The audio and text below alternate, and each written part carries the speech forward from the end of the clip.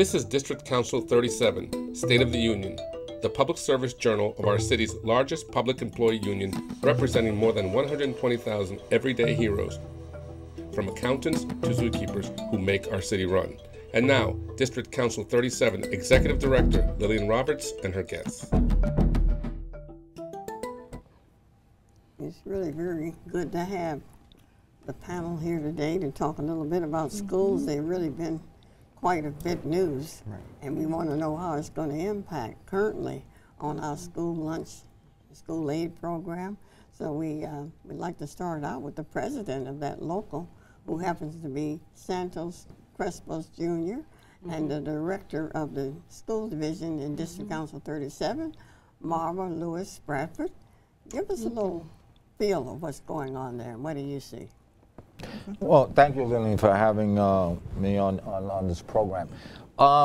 We've been pushing for what we call universal feeding for many years, and public advocate Letitia James coming out with the importance of making sure that the children eat, particularly in those areas that are poverty-stricken, but not just limited to that area. Have every child eat was a big piece of fresh air for us, because we've been pushing that all along. Studies have indicated that when children do have a nutritious meal, and our school lunch members that serve the food do exactly that. They give a well-balanced nutritional menu. And to have them all be able to eat without not having the stigma as whether they get free lunch, reduced lunch, full paid lunch, and eliminate that.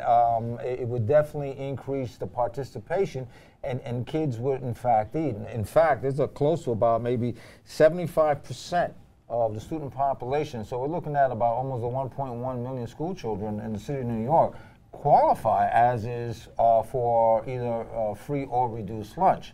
We have 100%. Imagine how well they would do academically, because a lot of them, when they don't eat, it does affect their academic ability and performance. When it's a busy school with a lot of students, how do they break up the serving of the meal and? At the beginning of the school year, usually the principal, along with their assistant principal, set out the program, the scheduling program. And so, depending on the size of that particular school population, will have a big effect as to how that lunch period is going to be broken up. In the high schools, it tends to be a lot more complicated. One is because the populations tend to be a lot larger. And the courses are different. The different yeah, times. the different courses with the different requirements, and then of course you have those that are looking to get into college, so they have additional, requirements that they have to meet. And so you may have some lunch periods that may start at 10:30 in the morning, which for some of us may be breakfast. But unfortunately, because of that type of scheduling, first lunch period may wind up to be that. And the latest lunch period may wind up to be anywhere from 1:30 to 2 o'clock in the afternoon. And again, depending on the on the population. Right. But in a school with grade school children, they get there early, right? Yeah. I mean, they come to school early. Not that they eat early, but they get there early. So, would it amount to what we call an actual lunch, or would it be like a brunch, or would it be a breakfast time for some of them? Well, they have breakfast also. When they get in, they have breakfast. And they generally can have either breakfast in the classroom or in the cafeteria. So that works just fine. It's the lunch that we're particularly concerned about, because the lunch counts drop, or children just decide not to eat for whatever reason. And so it's a matter of getting them to eat without the stigma, as Santos said. And quite frankly, we would be joining cities such as Dallas, Chicago, and Boston in providing free lunch. And they've in New York City, next to the military, feeds the most per pound food next to the military. And when these other cities that Marva just mentioned got into feeding, those numbers also increased. There hasn't been yet any studies that I'm aware of yet, because they hadn't not done this for at least usually like a good study, it's about a 10-year study, to kind of look at how academically the kids are performing. But you know, some folks will argue and say, well, isn't that going to cost the city, you know, a lot of money? And we've estimated, yeah, it'll probably cost about maybe $20 million for the city of New York. But in the long run, what does the city then gain as a result of that? Well, you're going to get some pretty healthy kids that are being fed on a regular basis, and you're going to get some, hopefully, some good academically performing schools and kids because they are, you know, because they are eating. And so the city has a lot more to gain than to lose in this venture.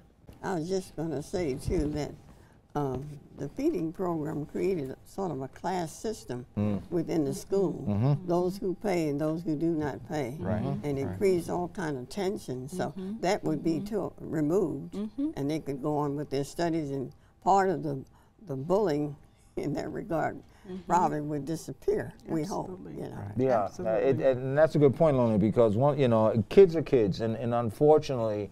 And we see it in the schools where, oh, you're getting free lunch, you know, you must be on welfare or whatever, you know, and that in fact does discourage, you know, kids from eating. All kids are entitled to, however, to the free breakfast, you know, and kids do come in, and in fact, the other sad thing is that the only meal those kids do get is the breakfast, is the breakfast and the lunch at the school. Is there a possibility of getting funding from the federal government for this kind of program? Well, we have participated in various conferences in support of always getting additional money from the federal government.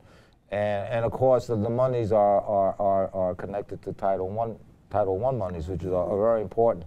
And we've, in fact, have spoken with many of our federal legislators pushing to get the universal feeding. So we definitely have an invested interest in making sure that not only that, you know, that the kids are healthy, but, you know, again, academically, and there are loads of studies that say, you know, when kids eat correctly, you know, in terms of it being balanced, they will, you know, give them a greater chance to academically achieve. A part of this discussion too has to be the application process, and I think universal feeding would eliminate the application process. We have about 530,000 students from low-income families enrolled, but another 250,000 students are eligible to participate but have not filled out an application for whatever reason.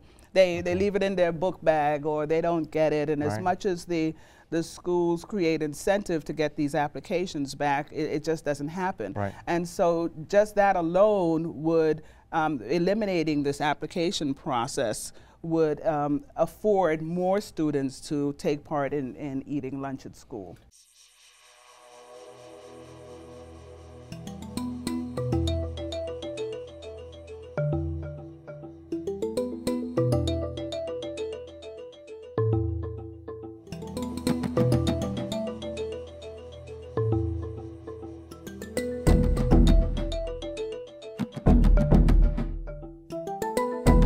To learn more about DC37, go to DC37.net.